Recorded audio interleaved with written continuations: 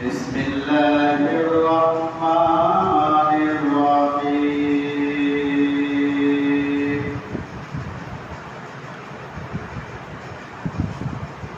صلى الله عليه وسلم صلى الله أن محمدا ما هو عبده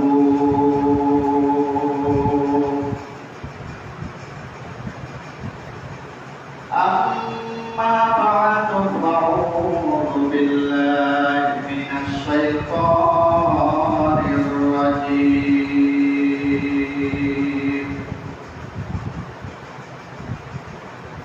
بسم الله الرحمن الرحيم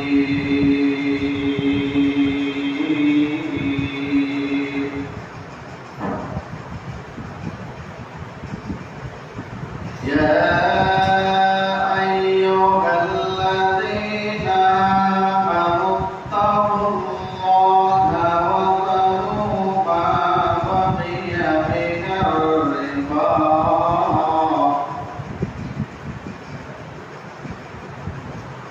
ما بقي من الربا إن كنتم مؤمنين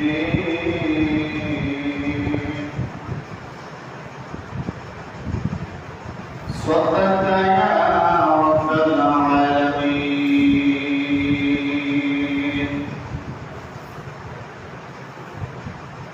وقال تعالى في شان حبيبه إن الله وملائكته يصلون على النبي يا أيها الذين آمنوا صلوا عليه وسلموا تسليما اللهم صل على سيدنا مولانا محمد وعلى آل سيدنا حبيبنا محمد اللهم صل على سيدنا مولانا محمد وعلى آل سيدنا حبيبنا محمد وجاكرون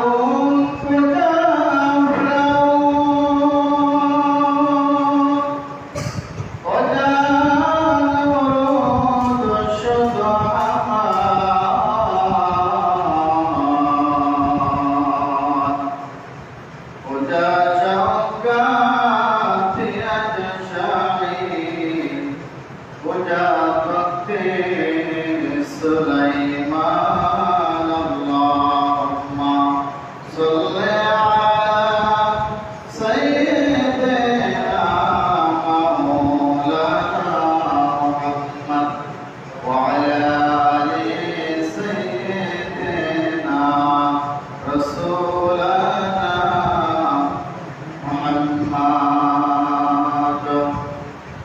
الحمد لله আল্লাহ সুবহানাহু ওয়া তাআলা দরবারে লাখ কোটি শুকরিয়া যে মহান আল্লাহ তাআলা আমাদের পবিত্র জুমার দিনে রব্বে কারীম আমাদের প্রত্যেকের শরীরকে সুস্থ রেখেছেন, মসজিদে আসার মতো তৌফিক দান করেছেন। সেজন্য সে রব্বে কারীমের দরবারে শুকরিয়া জ্ঞাপন করে আমরা সকলে পড়ছি আলহামদুলিল্লাহ।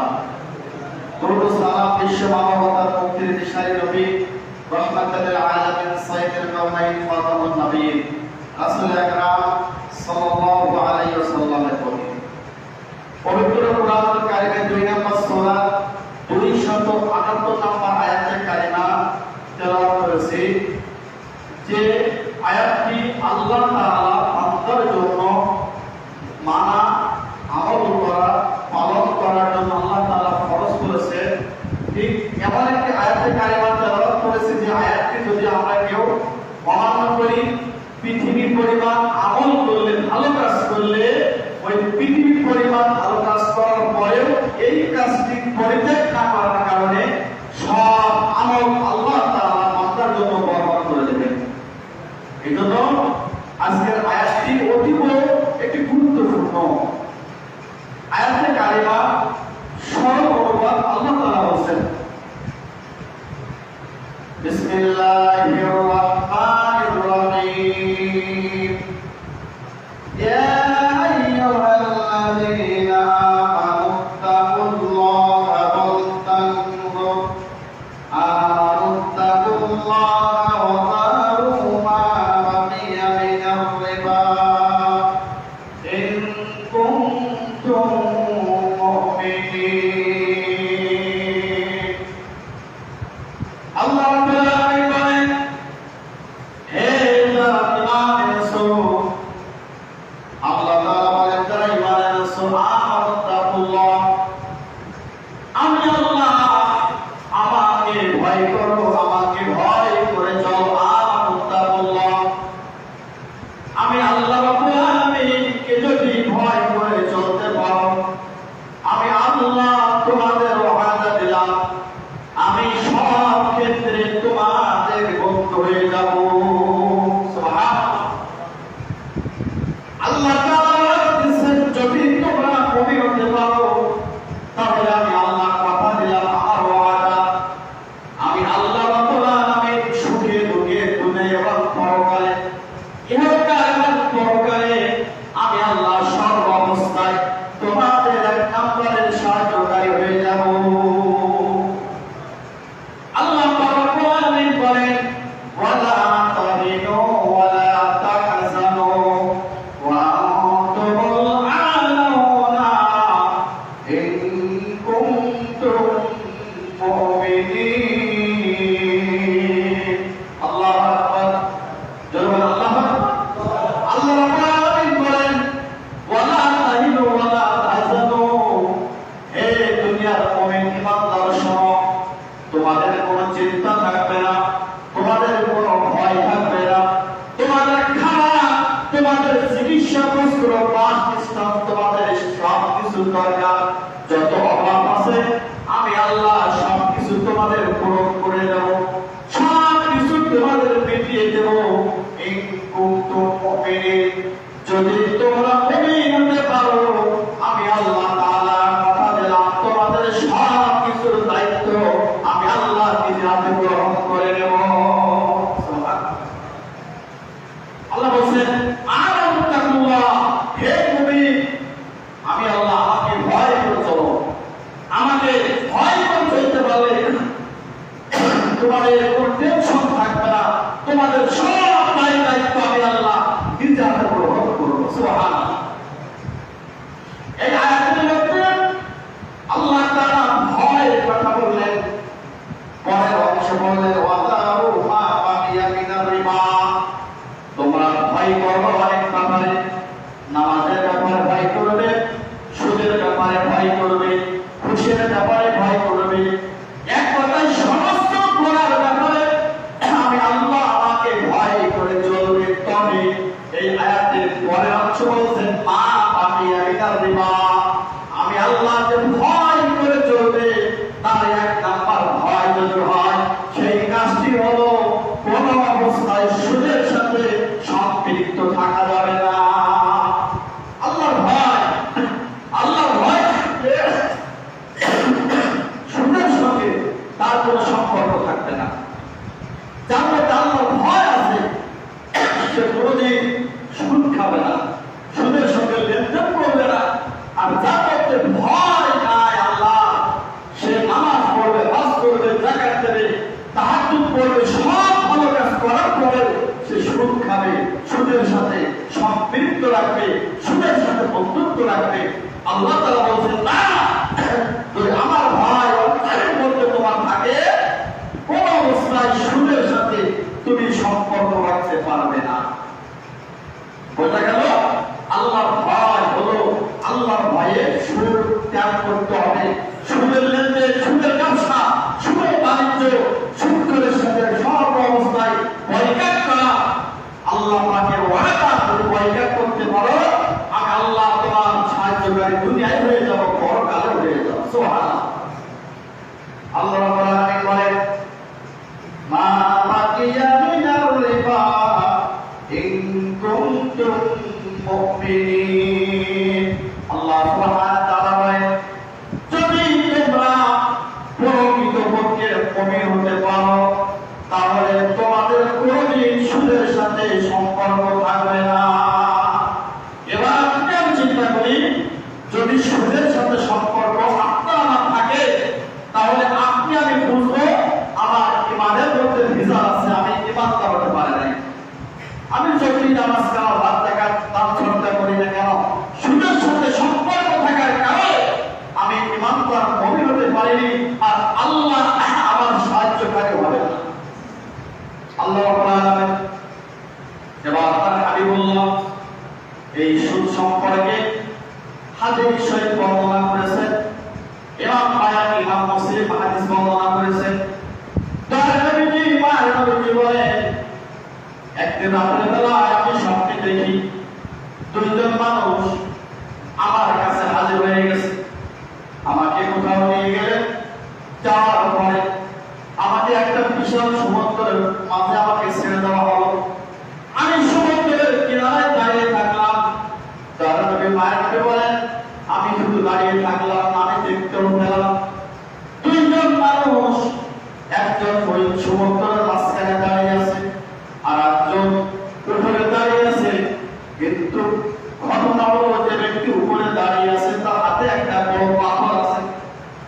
ওই সমুদ্রের মধ্যে যে মানুষটি রয়েছে সে ওই সমুদ্র থেকে ওঠার জন্য চেষ্টা করে, কিন্তু যে কিনারায় দাঁড়িয়ে আছে ও বারবার পাথর মেলাবার সমুদ্রের মধ্যে তাকে নিক্ষিপ্ত করে দেয়। তার নবী মায়াকে বলেন আমি এবার ওই উপরওয়ালাকে প্রশ্ন করলাম ভাই বারবার কেন যেন তোর সমুদ্র রক্তের সমুদ্র, দুনিয়ার পানি হয় সাদা কিন্তু বিশাল সমুদ্রের পানি আমি দেখতে রক্তে লাল।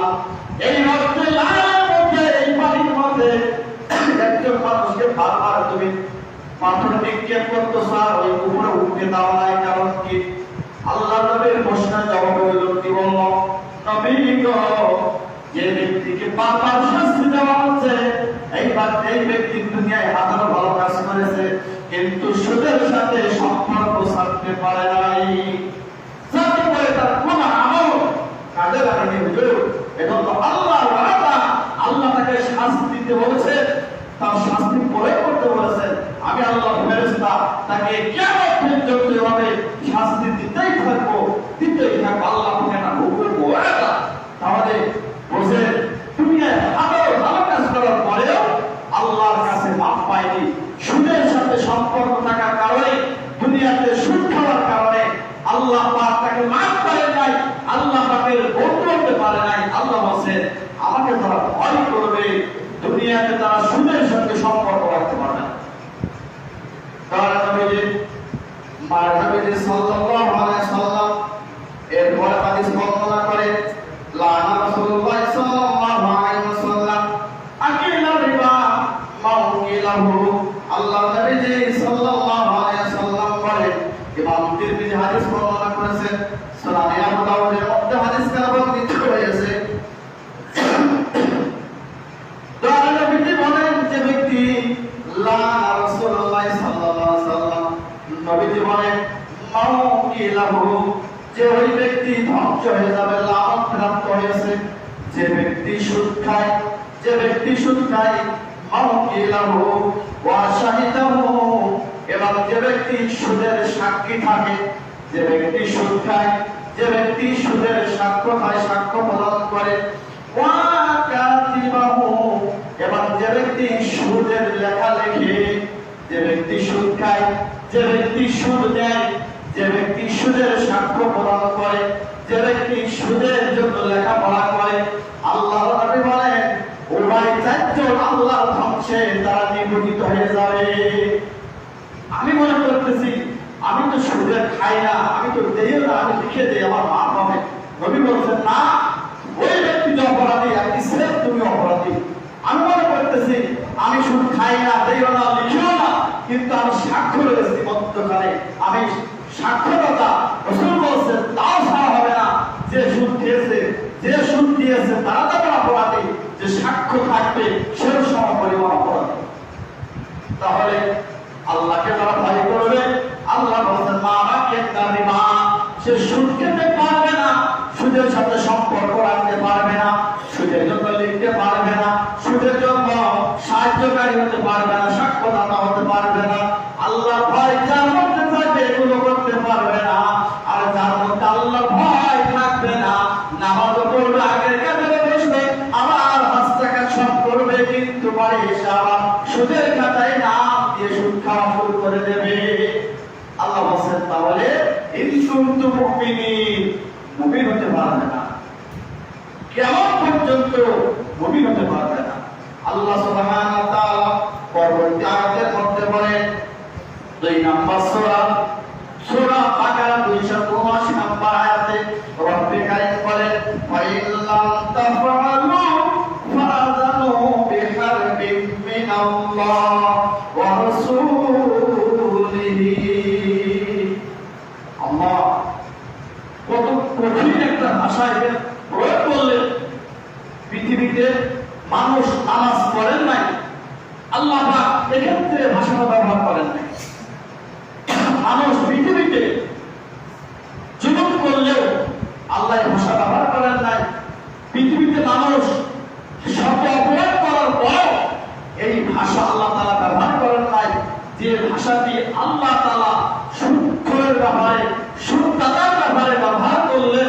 আল্লাহ তাআলা বলেন, আল্লাহ সুবহানাহু ওয়া তাআলা বলেন বিহারবিন মিনাল্লাহ, হে দুনিয়ার মানুষ, যারা আমি আল্লাহকে ভয় করো না, আমার ভয় না করে সুদ খাও, সুদের লেনদেন করো, তোমাদের জন্য একটা মেসেজ শোনো। আল্লাহ সুবহানাহু ওয়া তাআলা বলেন বিহারবিন মিনাল্লাহি ওয়া রাসূলিহি, আমি আল্লাহ এবং আমার রাসূল তোমাদের সাথে সর্বদা যুদ্ধ করতে প্রস্তুত রয়েছি। যারা সুদ খায়, আল্লাহ বলছেন এই সুদ করে দাও, আমি তোদের সাথে আমার রাসূল এবং আমি আল্লাহ নিজের যুদ্ধ করার জন্য ঘোষণা দিয়ে দিলাম। তো আল্লাহ এবং নবী যার সাথে যুদ্ধ করবে তার কপাল পড়া ছাড়া জীবনে আর ভালো হয় না। নামাজ পড়া একটা 60 বছর, এরকম ভাষা আল্লাহ পাক সেই নামাজের আয়াতের বড় অংশ ব্যবহার করেন নাই, কিন্তু আল্লাহ তাআলা সুদের ব্যাপারে এটা ব্যবহার করলেন। এবং নবীজি বলেন, ইমাম মুসলিম হাদিস বর্ণনা করেছেন, যখন কোন মানুষ সুদ খায়, 1 টাকা যখন সুদ খায়, সুদ খাওয়ার কারণে আমার নবী বলেন সর্বনিম্ন ছোট গুনাহ হলো 73টি গুনাহের মধ্যে সর্বনিম্ন ছোট গুনাহ হলো তার মায়ের সাথে সে যেন জিনা করলো। নাউযুবিল্লাহ, তার মায়ের সাথে জিনা করলো। কিয়ামত পর্যন্ত সম্ভব নয়, এটা যখন সম্ভব নয়, যারা আল্লাহকে ভয় করে তারা সুদের সাথে লেনদেন সম্পর্ক উঠাবসা করতে পারবে না। মায়ের সঙ্গে তেমন জিনা করা সম্ভব নয়। ইমানদার হিসেবে দাবি করে 1 টাকা সুদ খাওয়া তার জন্য সম্ভব নয়।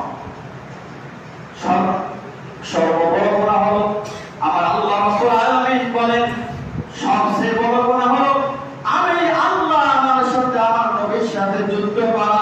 যে ব্যক্তি সুদ খেল সে যেন আমি আল্লাহ আমার সাথে যুদ্ধ করলো। এত সাহস কার আছে বান্দার মধ্যে আল্লাহর সাথে যুদ্ধ করবে? তাই নয়, একটা উদাহরণ দিলে বুঝতে পারবে। যদি একজন মানুষ, গ্রামের একজন মহিলা যদি দেহ ব্যবসা করে, ওই দেহ ব্যবসা করার কারণে এলাকার প্রত্যেকটা মানুষ, এলাকার প্রতিটা মানুষ ওই দেহ ব্যবসায়ী মহিলাকে ঘৃণা করে, ওই দেহ ব্যবসায়ী মহিলাকে সমাজ থেকে ত্যাগ করে দেয়, কারণ মহিলাটি দেহ ব্যবসা করে খায়। খুব খেয়াল করে আল্লাহ কেন বললেন যারা সুদ খায় তারা আমি আল্লাহ এবং আমার নবীর সাথে যুদ্ধ ঘোষণা করলো। এবার মহিলা যখন, এলাকার কোন মহিলা যখন দেহ ব্যবসা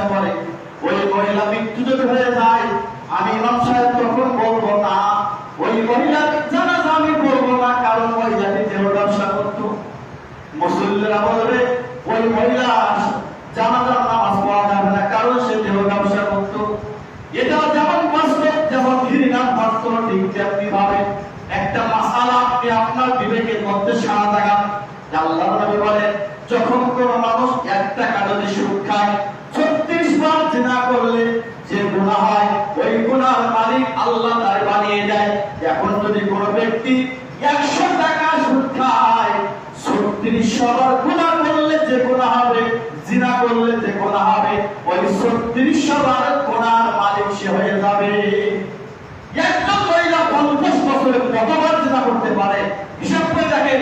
একজন মানুষ 60 বছর 70 বছরে 36 বার জিনা করতে পারে না, কিন্তু একজন সুদখোর 100 টাকা সুদ খাওয়ার কারণে 1 সেকেন্ড 1 ঘন্টার মধ্যে 36 বার জিনা করার গুনাহ সে আমলনামায় সে ভোগ করতেছে। কখন চিন্তা করেছেন? আপনি চিন্তা করেছেন সুদ কত খারাপ ভয়াবহ?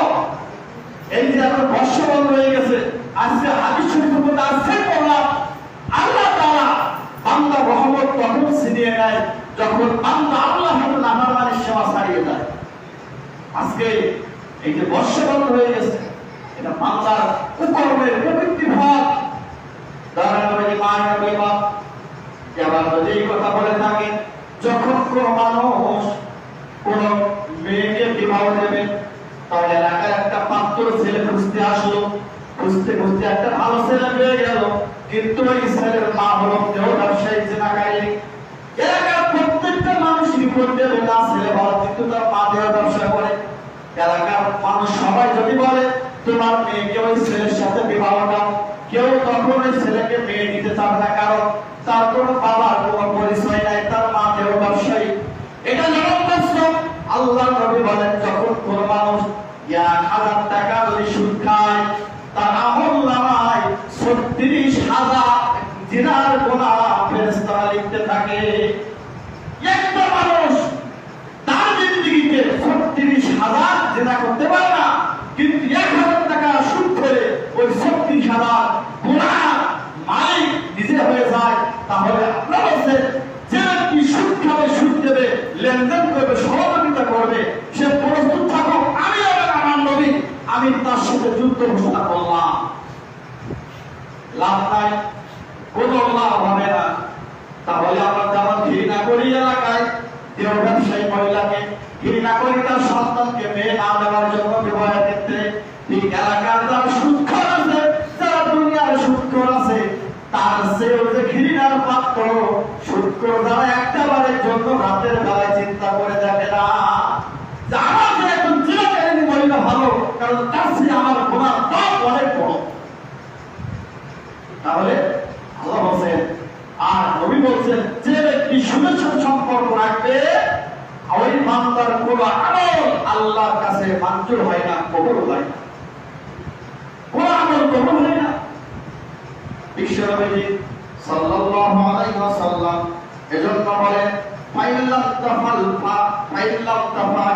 ফাআযানু বিহারবিন মিনাল্লাহি ওয়া রাসূলিহি ওয়াইন তুবতুম ফালাকুম রুসু আমওয়ালিকুম ওয়ালা লা তাযলিমুনা ওয়ালা তুযলামুন। এ দুনিয়ার মানুষ শোনো, আমি যে তোমাদের এই কথা বললাম আল্লাহ এবং তার রাসূল তার সাথে যুদ্ধ করবে, আমি যে আল্লাহ এই কথা বললাম, শোনো, অন্যায় পথে আল্লাহ বলেন অন্যায় পথে চলো না, জুলুমের পথে চলো না, আমি আল্লাহ তোমাদের সাথে বিন্দু পরিমাণ অবিচার করব না। সুবহানাল্লাহ, অবিচার করব না, তোমরা সৎ পন্থায় ফিরে এসো। যার নবীজি মান নবীজি হাদিস শরীফের মধ্যে হাদিস বর্ণনা করেছেন, দুনিয়ার মানুষ আব্দুল্লাহ রাদিয়াল্লাহু তাআলা বর্ণনা করেন নবীজি সাল্লাল্লাহু আলাইহি সাল্লাম বলেছেন সুদের 73টি স্থান রয়েছে, সর্বনিম্ন তার মায়ের সাথে জিনা করা, আর এরপর বলেছেন তার অপর ভাইয়ের সম্মানটা নষ্ট করা। অপর ভাইয়ের সম্মান নষ্ট করলেও আল্লাহ এবং তার রাসূল অখুশি হন, বান্দার প্রতি অখুশি হয়ে যায়। বিশ্বনবী সাল্লাল্লাহু আলাইহি ওয়াসাল্লাম বলেন, তার নবীজি মার নবীজি বলেন, এই আবু হুরায়রা হাদিস কানা বর্ণনা করেছেন, যখন কোন মানুষ ধ্বংসের জন্য তৈরি হতে চায়, সে যেন 7টি পথ বেছে নেয়। যদি কোন মানুষ নিজেকে ধ্বংস করতে চায়, সে যেন 7টি রাস্তা বেছে নেয়, 7টি কাজ যেন বেছে নেয়। ওই 7টি কাজ ধ্বংসের জন্য নবী বলছেন তার জন্য যথেষ্ট, মাত্র 7টি কাজ।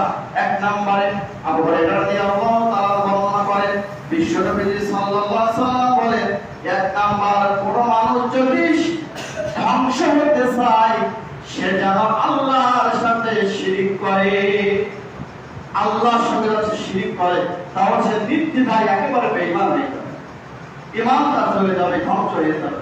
দুই নম্বরে বিশ্বনবী সাল্লাল্লাহু আলাইহি ওয়াসাল্লাম বলেন, যদি কোন মানুষ জাদু করে, জাদু যে করে জাদুকারের ঈমান চলে যায়, ধ্বংস হয়ে যায়। জাদু করে কোনো ভালো আমল আল্লাহর দরবারে কবুল হয় না। তিন নম্বরে বিশ্বনবী সাল্লাল্লাহু আলাইহি ওয়াসাল্লাম বলেন, ইচ্ছাকৃতভাবে ইসলাম যদি সমর্থন না করে কোন মানুষকে হত্যা করা যাবে না। ইসলাম ধর্ম কোন মানুষকে অন্যায়ভাবে হত্যা করতে বলেন নাই। যদি কাউকে হত্যা করতে হয় ইসলাম তাকে হুকুম দিয়েছে, শরীয়ত তাকে হুকুম দিয়েছে, তাকে ছাড়া কাউকে অন্যায়ভাবে হত্যা করা যাবে না।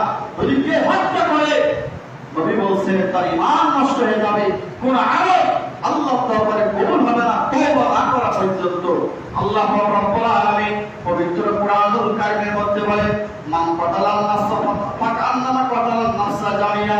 যখন কোন মানুষকে অন্যায়ভাবে হত্যা করে মেরে ফেলে, সেই একজনকে মেরে ফেললো না, সে যেন তামাম দুনিয়ার সমস্ত মানুষকে হত্যা করে মেরে ফেললো। আমি একজন মানুষকে অন্যায় করে হত্যা করলাম, আল্লাহ বলেছেন একজনকে হত্যা করো না, তুমি যেন তামাম দুনিয়ার সমস্ত প্রাণীকে হত্যা করে ফেললে। আল্লাহ সুবহানাহু ওয়া তাআলা আয়াতের মধ্যে আরো বলেন, যখন কোন মানুষের জীবনটা প্রাণটা বাঁচিয়ে দিল, সহযোগিতা করলো, বাঁচিয়ে দিল, আল্লাহ রাব্বুল আলামিন বলেন সে একজন মানুষের জীবনকে বাঁচিয়ে দিল না, আমার আল্লাহ বলেন কেন তামাম দুনিয়ার সমস্ত মানুষের জীবনটা বাঁচিয়ে দিল। সুবহানাল্লাহ। যেমন আপনার হাতে কলমের ক্ষমতা আছে বলে আল্লাহ আপনি একজন মানুষকে হত্যা করবেন না। আল্লাহ বলেন তুমি একজনকে হত্যা করলে না, তুমি তামাম দুনিয়ার মানুষকে হত্যা করে ফেললে। আবার তোমার হাতে কলম আছে, তুমি ইচ্ছা করলে একজন নিরীহ মানুষকে তুমি মুক্তি দিতে পারো, একজনকে দাও নাই, তুমি তামাম দুনিয়ার সমস্ত মানুষকে তুমি মুক্তি দিয়ে দিলে। সুবহানাল্লাহ। আল্লাহ রাব্বুল আলামিন হাবিবের জন্য বলেন, ইসলাম অনুমোদিত ছাড়া কোন মানুষকে যদি হত্যা করে তার ঈমান চলে যাবে, সে ধ্বংস হয়ে যাবে, কোন আমল আল্লাহর দরবারে কবুল হবে না। বলেন যখন কোন মানুষ এতিমের মাল ভক্ষণ করে, এতিমের মাল যারা ভক্ষণ করে, গরিবের মাল যারা খায়, এদের কোন আমল, কোন হজ, কোন দান সদকা আল্লাহর দরবারে কবুল হবে না। এতিমের মাল যারা খায়, আল্লাহ বলেন কোন ঈমান নেই, এরা বেঈমান। পরবর্তীতে আল্লাহ রাব্বুল আলামিন বিশ্বনবী সাল্লাল্লাহু আলাইহি ওয়াসাল্লাম বলেন, ওই ব্যক্তির ধ্বংস, ওই ব্যক্তির আমল ধ্বংস, ওই ব্যক্তির ঈমান চলে গেল। তার নবী বলেন যে ব্যক্তি সুদের সাথে সম্পর্ক করেছে আল্লাহ তাআলা তাকে ধ্বংস করে দেবে। সুদ বড় খারাপ জিনিস, সুদের ব্যবসা, সুদ খাওয়া, ঈমান থাকে না। কেউ ডিজিটাল কায়দায় সুদ খায়, মানুষ দেখতে না পেলেও আল্লাহ এবং তার ফেরেশতারা সব বিপদ করতেছে। আছেন কোথায়? এক নম্বরে আপনি যতই ইস্তেসকার নামাজ পড়েন আর আল্লাহ বর্ষা দাও, বর্ষা দাও, বর্ষা আপনি পাবেন না যতক্ষণ তওবা না করে আপনি আমি সুদ থেকে দূরে না যাবো, বর্ষা পাবেন না। দুই নম্বরে দয়াকরে বলেন আল্লাহ পাক গজব আযাব নাযিল করেন ওই জনপদের উপরে, যে জনপদে ঘরে ঘরে ঘরে ঘরে জিনার কারবার যখন চালু হয়ে যায় ওই সময় আল্লাহ রহমত উঠাইয়া গজব নাযিল করতে থাকে। এই দুইটা জিনিস মিলান তো, আল্লাহ তো আপনার বিবেক দিয়েছে যে ঘরে ঘরে জিনা আছে না নাই, আর ঘরে ঘরে সুদ আছে না নাই, একটু মিল করে দেখেন। যার নবীজি নবীজি সাল্লাল্লাহু আলাইহি সাল্লাম এজন্য করে মুসা আলাইহিস সালাতু ওয়াস সালাম, মুসা নবী আল্লাহর কাছে বলেন, আল্লাহর কাছে বলেন আল্লাহ এই জনপদে পানির দরকার, বৃষ্টির দরকার। আমার এলাকা, আমার দেশের, আমার যারা উম্মত, তারা তো আমাকে বলে মুসা গো, আল্লাহর সাথে আপনার ভালো সম্পর্ক, ও মুসা একটু তোমার আল্লাহকে তুমি একটু জানিয়ে দাও, মুসা আল্লাহ জানে একটু পানির ব্যবস্থা করে দেন। মুসা আলাইহিস সালাম আল্লাহর কাছে দোয়া করলেন। দোয়া করার আগে এলাকার মানুষদেরকে নিয়ে ফাঁকা ময়দানে বসলেন, আল্লাহর কাছে দোয়া করতেছেন। আল্লাহ যেন মুসা নবীর দোয়া শুনতেছেন না। নবী বিপদে পড়ে গেলেন। আল্লাহ হলো কি, আমি মুসা আপনার সঙ্গে দুর্বলের কথা বলি, যা বলেন তাই করেন, আজকে এই ময়দানে আমি এত কিছু বলতেছি, আল্লাহ তুমি কি শুনতে পারো না? আল্লাহ পাক এবার ওই পাঠাইলেন জিবরাইলের মাধ্যমে, বন্ধু যাও মুসাকে গায়েবে এলাম জানাও, এ মুসা তোমার জনপদের মানুষ এত কর্ম করেছে, এত আকাশ করেছে, আল্লাহর সঙ্গে নাফরমানি করেছে রে মুসা। এ মুসা শুধু তাই নাই, জনপদে যত মানুষ অ্যাকশন করেছে ওর মধ্যে সবচেয়ে একজন বড় পাপী মানুষ রয়েছে, ওখান থেকে কান ধরে বের করে দাও, আল্লাহ তার পরে বৃষ্টির ব্যবস্থা করে দেবে। মুসা নবী এই জ্ঞান যখন চলে আসলেন, এরকম মানুষের সামনে বলতে লাগে, এর মধ্যে কে আছে এত বড় আহ্বান, তার জন্য আল্লাহ পাক বৃষ্টি বন্ধ করলে উঠে যাও, না করো, আল্লাহ তার জন্য বর্ষা বন্ধ করে রেখেছে। মুসা নবী তো রাগ করলেন, মানুষ ভয়ে প্রকম্পিত হচ্ছেন। এবার যে ব্যক্তি বড় গোলাগার, সে ভাবতেছে আমি তো এখন আমার নাম থেকে প্রকাশ করি, মুসা নবী আমাকে তো মেরেই ফেলবে, এবার জনগণ আমাকে আস্ত রাখবে না। এবার মাথা নত করলেন, নত করার পরে ওই বান্দা বললেন, আল্লাহ আমি কত গুনাহ করেছি, আমি কত অপরাধ করেছি, জিনার গুনাহ, ব্যভিচারের গুনাহ, সুদের গুনাহ, আল্লাহ নাফরমানের গুনাহ, কত গুনাহ আমি করেছি আল্লাহ। তবে আমার এই গুনাহ পৃথিবীর কেউ তো জানে না, আমার কোনো বন্ধু জানে না, স্ত্রী সন্তান কেউ জানে না। এখন যদি তুমি এই কথাটা এখানে ডিক্লেয়ার করে দাও, আমি তো মানুষের সামনে মুখ দেখাইতে পারবো না, মানুষ আমাকে খারাপ করবে, এমনকি মানুষ আমাকে মারতে মারতে মেরেও ফেলতে পারে। আল্লাহ তুমি সেই মালিক, আজ দীর্ঘদিন ধরে আমার সমস্ত গুনাহগুলো তুমি হেফাজত করে রেখেছিলে, গোপন করে রেখেছিলে। আল্লাহ আজকে আমি তওবা করতেছি, আমি আর কোনোদিন গুনাহ করব না, গুনাহ করব না। মাবুদ তুমি আমাকে এই মুহূর্তে মাফ করে দাও। সুবহানাল্লাহ। মুসা নবী তো কিছুই জানেন না, ওই বড় পাপী আল্লাহর কাছে তওবা করলেন, আল্লাহ পাক মাফ করে দিলেন। সুবহানাল্লাহ।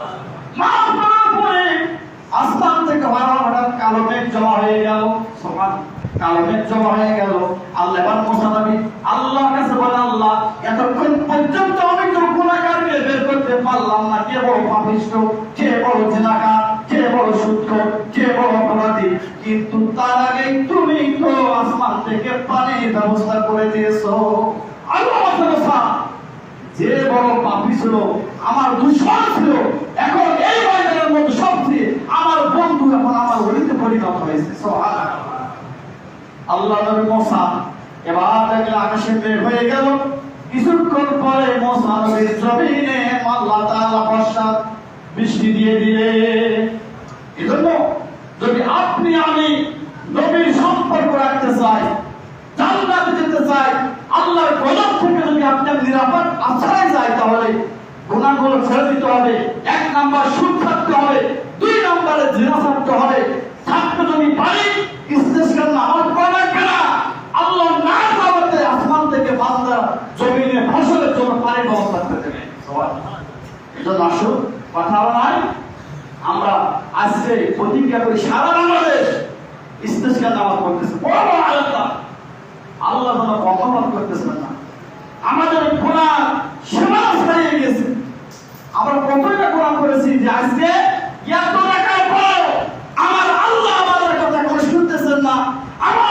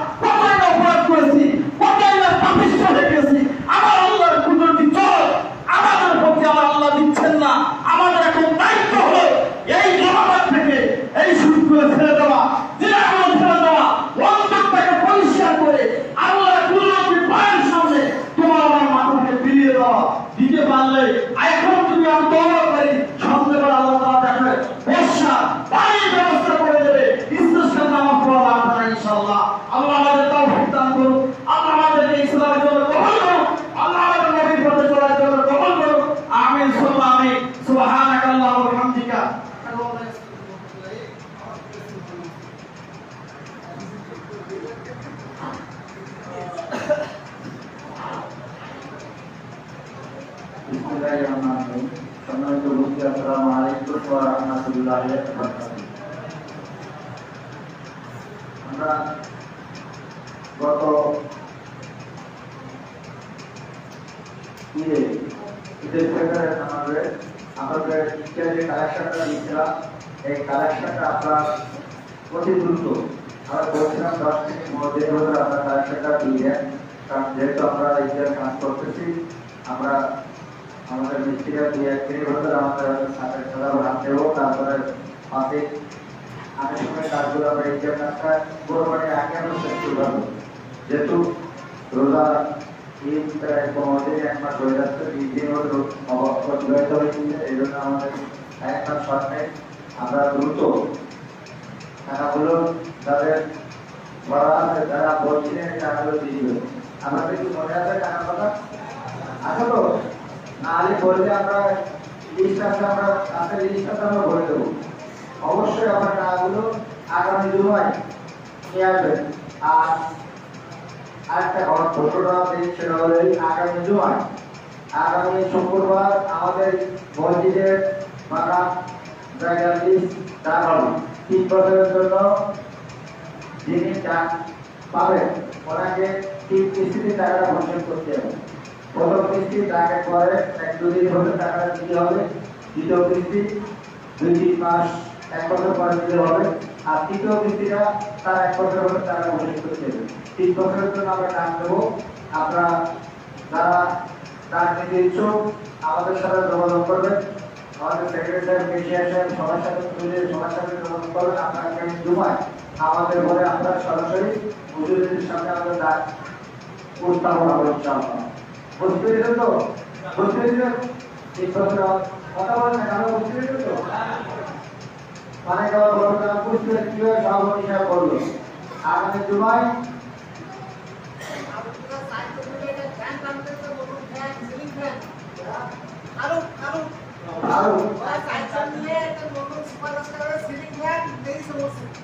আমাদের আরো মসজিদের মাদ্রাসায় মসজিদে একটা সাইড ভাঙা আমাদের সব 3 ভাঙা সাইড মিলে একটা ভ্যান দান করেছে।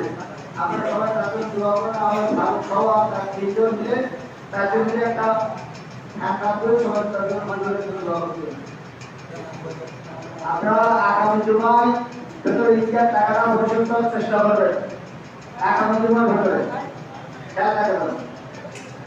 আর আগামী জুমায় যদি ঈদের দেওয়া হবে ওই ভ্যানটা দেখে না আমাদের ভ্যানটা আলহামদুলিল্লাহ ভালো থাকতেছে। যেখানে আমাদের ভ্যানের ডিস্টার্ব সেই জায়গায় লাগিয়ে দেওয়ার জন্য সেক্রেটারি বলবো, যে ভ্যানটা আমাদের ডিস্টার্ব সেই জায়গায় লাগিয়ে দেওয়া।